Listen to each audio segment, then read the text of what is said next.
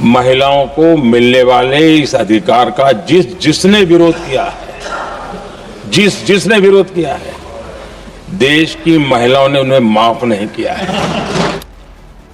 आज पूरा देश और विशेष करके नारी शक्ति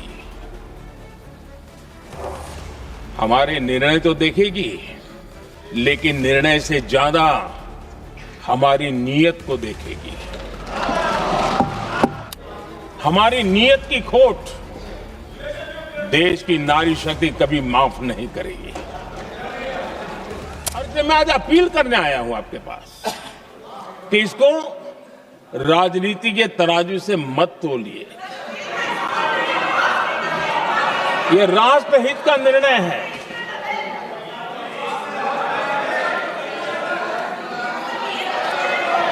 आदरणीय अध्यक्ष जी, आज का हमारे सामने अवसर एक साथ बैठ करके एक दिशा में सोच करके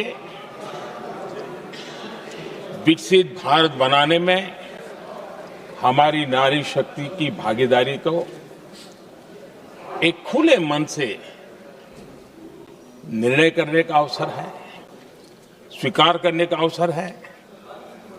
और मैंने जैसा पहले ही कहा कि आज पूरा देश और विशेष करके नारी शक्ति हमारे निर्णय तो देखेगी, लेकिन निर्णय से ज्यादा हमारी नीयत को देखेगी।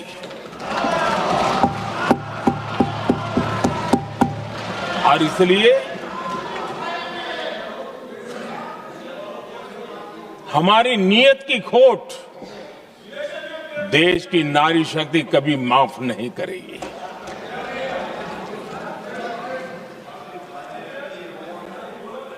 आदरणीय अध्यक्ष जी, 2023 में इस नए सदन में हमने सर्वसम्मति से एक प्रकार से इस अधिनियम को स्वीकार किया था। पूरे देश में खुशी का वातावरण बना, उस पर कोई राजनीतिक रंग नहीं लगे और इसलिए वो कभी राजनीतिक इश्यू भी नहीं बना। तो एक अच्छी स्थिति है। अब सवाल ये है कि हमें कितने समय तक इसको रोकना है। अब यहां जो लोग जनसंख्या वगैरह के विषय उठाते हैं, क्या आपको मालूम नहीं है? मैं चाहूंगा कि अमित भाई अपने भाषण में इन सारी चीजों का उल्लेख करेंगे, जब कि हमने जनगणना के संबंध में कब कब क्या क्या किया था, बाद में कोविड आया, उसके कारण क्या मुसीबत आई, कैसे रुकावटें आई, ये सारी बातें हम सबके सामने हैं, इसमें कोई विषय नहीं है। लेकिन पिछले दिनों जब हम 23 में चर्चा कर रहे थे, तब भी व्यापक रूप से बात ये थी कि इसको जल्दी करो। हर कोई कह रहा था जल्दी करो। अब 24 में संभव नहीं था क्योंकि इतने कम समय में करना मुश्किल था। अब 29 में हमारे पास अवसर है। अगर हम 29 में भी नहीं करते तो ये स्थिति क्या बनेगी हम कल्पना कर सकते। फिर हम देश की माताओं बहनों को ये विश्वास नहीं बना पाएंगे कि हम सचमुच में प्रयास सच्चे अर्थ कर सकते थे। और इसलिए समय की मांग है कि अब हम ज्यादा विलंब न करें। इस दरमियान राजनीतिक दल के लोगों से, संविधान के जानकार लोगों से, जो महिलाओं में एक्टिविस्ट के नाते काम करने वाले, ऐसे लोगों से भी कई चर्चाएं हुई। कुछ लोगों ने खुद होकर के भी सुझाव दिए।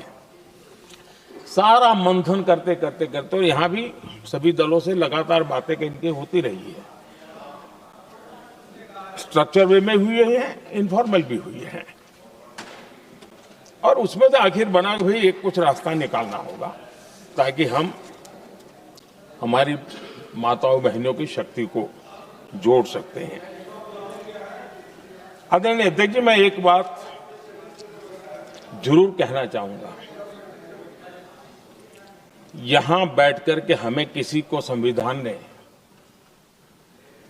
देश को टुकड़ों में सोचने का अधिकार ही नहीं दिया है। जो शपथ लेके हम बैठे हैं ना, हम सबको एक राष्ट्र के रूप में विचार करना हमारा दायित्व बना।